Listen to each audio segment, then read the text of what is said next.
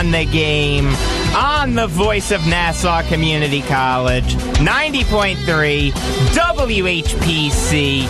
I am Jacob Valk. Sitting across from me, Dominick Arbolino, Eric Fischetti, and Nick Ohrnberger. Guys, what's good?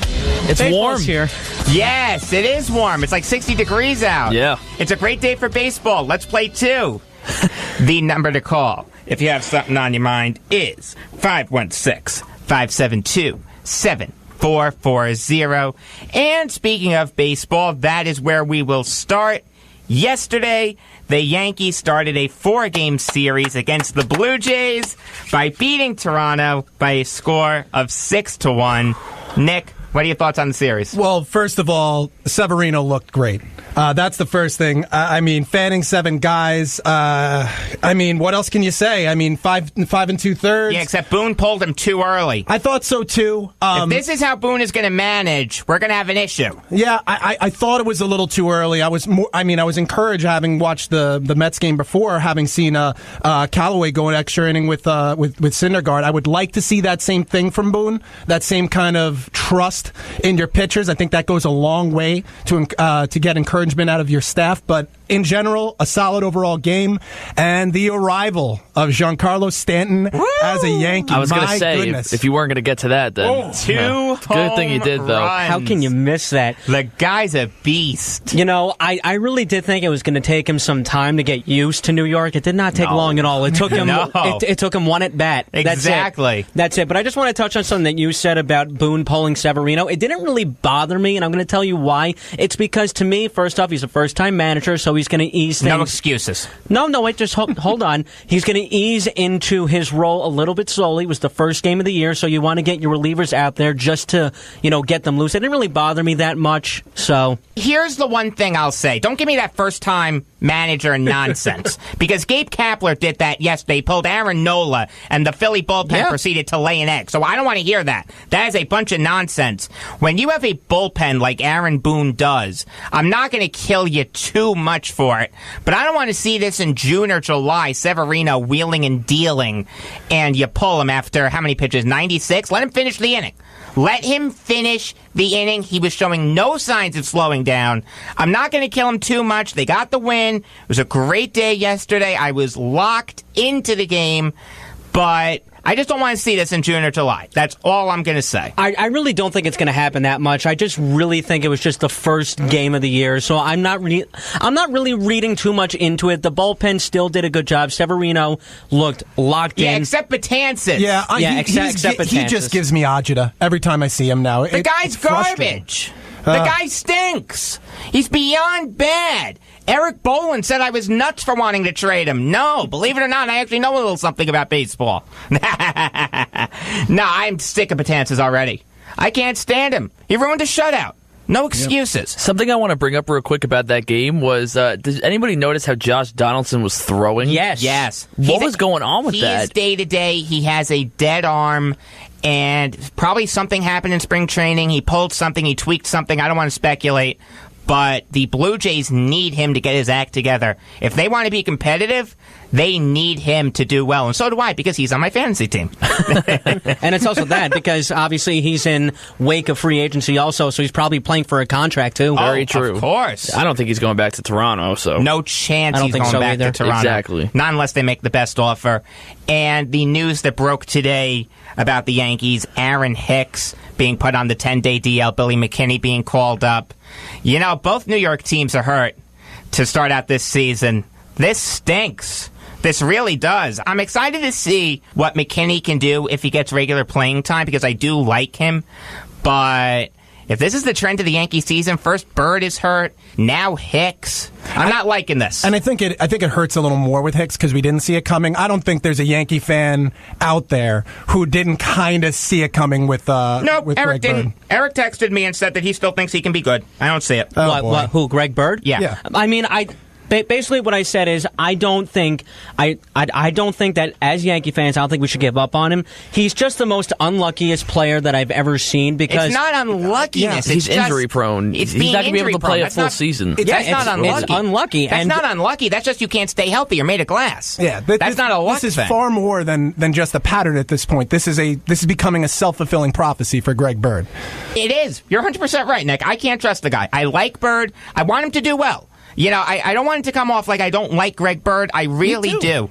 I think he can hit 30 home runs if he stays healthy, but he's not going to stay healthy. It's just that simple. And it's unfortunate because he was the one guy when these guys were all much younger that this is the no-doubter. This is the guy who's gonna hit 30 home runs, 80 RBIs. This is the no-doubt guy. He was going to be hitting fifth. Yeah. And now he's not. And now the guy who was hitting fifth, Aaron Hicks, is on the DL. Unreal. I mean, when you have Stanton and Judge and Sanchez and Gregorius, you're not going to be hurting too much, but... Softens the blow. It does. It definitely does soften the blow, but I don't know. Call me crazy for getting a little bit nervous with these injuries. I don't want to see the season go like the Mets season last year with everyone getting hurt. I completely understand that. I don't blame you at all if you really think that makes you feel better about it. I really don't blame you. I just want to see, and especially with Greg Bird, I want him to have a successful season. I know this is a setback right now, and you know, I don't blame Yankee fans for saying, all right, we can't trust him right now. We can't trust him to stay healthy. I don't blame anyone for saying that. You're just saying don't give up on him yet. Right. I'm saying you can't give up on him yet. He's still young. And by the way, McKinney is in the lineup tonight, and he's playing left field, and Gardner's playing center. Can you give me the batting order? Yeah, sure. Gardner, Judge, Stanton, Gregorius, Sanchez. Gregorius batting cleanup? He did it all last year. Yes. I mean, That's still stupid. Yeah, but you have Stanton this year. I understand that. All right, go. Okay, so from Gregorius, then there's Sanchez, Walker at first, McKinney, Drury, Wade. Wow, Walker at first. Wade is playing second? Wade is at second base, and Drury's at third. Okay, still stupid. You have Judge batting second. I don't like that at all. I really don't. Also, yesterday, the Mets started a 4-game series against the Cardinals by beating St. Louis by a score of 9-4. Dominic, what do you think of the series? Well, I mean, for starters, yesterday I was shocked to see them actually hitting the ball. I know. No, but I'm saying that like realistically. Carlos Martinez was garbage. Yeah, he did not. Obviously, that helped. Against a better pitcher, you're not going to see the Mets doing that well. But I think this could be obviously will be a better season for the Mets. I think hopefully it just really is all relies on staying healthy with this team. I mean, you saw that problem last year as you just brought up, Jacob. But I like that they were swinging the ball. They were able to score 9 runs, which again, it's not going to happen every game, but it's still always good, especially the first game of the series. And it's a tempo setter. It really is. And also one thing I wanted to point out that was an interesting fact that SNY told me yesterday is that the Mets have the best opening day record in all of the MLB throughout all the teams. Really? Mm-hmm. I did not know that. I believe now it was 36-20, and I believe now they're 37-20 because they won. The Yankees don't do that well on opening day. Historically, they've been bad. If it seems like I'm in a grouchy mood today, it is because I saw something very stupid on Twitter, and I'd just like to read it, if I may, if you'll permit me. Okay? Seeing way too much focus on Noah Syndergaard giving up 4 runs.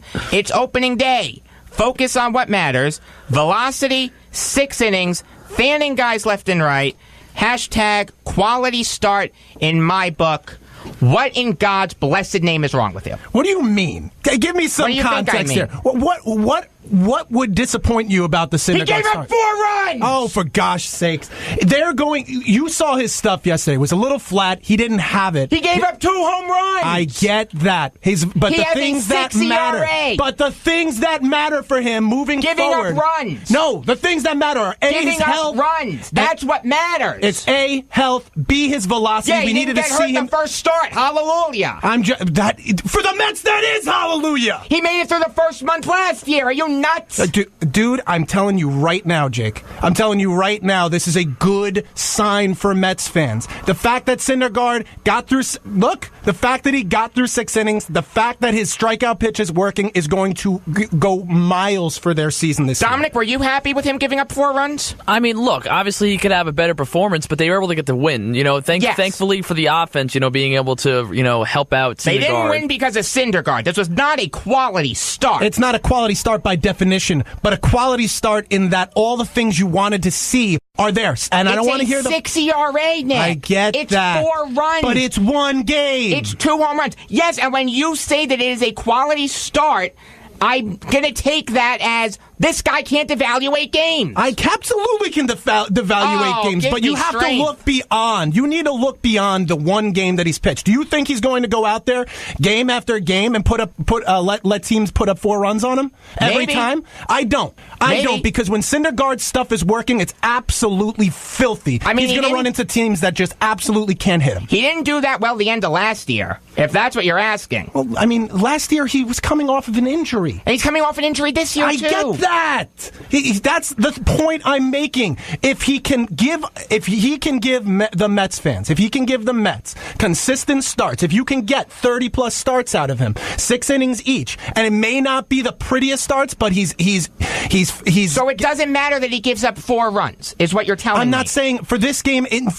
No, it doesn't matter. What did you just say? So the win matters. So doesn't matter. It doesn't matter that on opening day he gives up 2 home runs. Is that what you're saying? Because that's a tempo setter. On opening day, when you just had a great Mets win, yes, this should fall by the wayside. It should not matter as much. So if Severino gave up 4 runs yesterday, would you have been happy? If Severino gave up 4 runs? Yeah.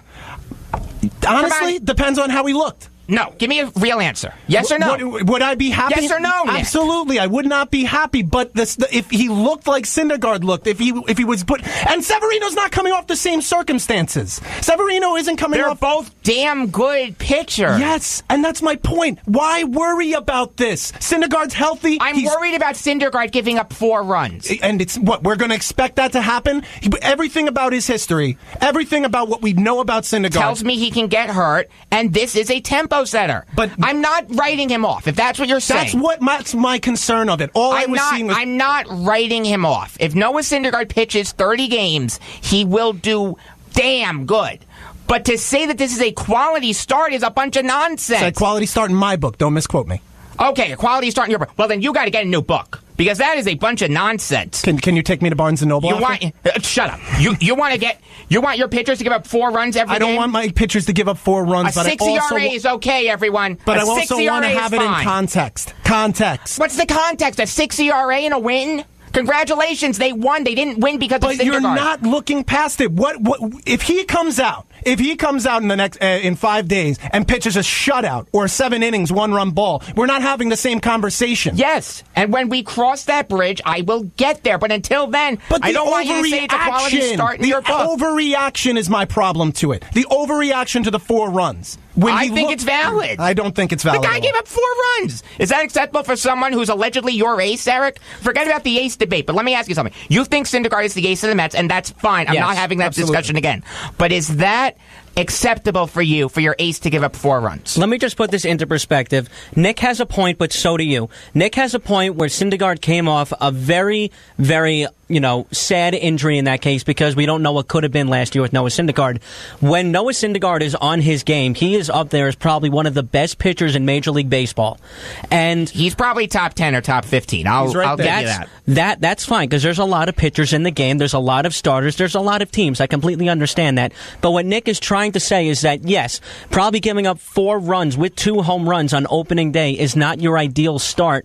But I think what he's trying to look at is how he rebounded from that because Syndergaard looked like Syndergaard even with those 4 ERAs. It's the first game of the year, so I completely understand why you're concerned about it. But what I think is, Nick's right. He can turn it around, and if he comes out... He can turn it around. I will say that. And what he's saying is, if he comes out next start and throws 7 innings of no-hit baseball, we're not having the conversation, which you agree with. Yes. So... Well, really, if Callaway takes him out after 7 innings of no-hit baseball, then we'll have that discussion. That's a different conversation, but I really do think both of you have valid points, but I really do think because it's the first game of the season, giving up 2 home runs is not ideal, but I really do think you need to put this by the wayside because there's a ton of baseball left to play. We do have a caller on the line. Caller, you're on Beyond the Game. Well, good afternoon. Good afternoon, Martin from Merrick. How are you? Okay, there was somebody who had an even better performance than either New York pitcher yesterday. Who's that? Let's see. The guy tossed 5 shutout innings and beat Clayton Kershaw 1-0. Yeah, that was Stratton or Black, right? Black, for the Giants. Ty Black. Right. Yeah. So, of course, if we extrapolate that over the course of the season, this guy's going to be the greatest pitcher of all time. I like Ty Black. He's a very good pitcher. It's part of the reason why I picked the Giants to be a wildcard team this year. And he really held down the fort when Bumgarner was hurt. Well, is hurt currently. Absolutely. Him and Chris Stratton, too. They don't get a lot of attention. Yeah, Mad Bum's hurt for 2 months now. And Samardzija just hurt, too. Yes.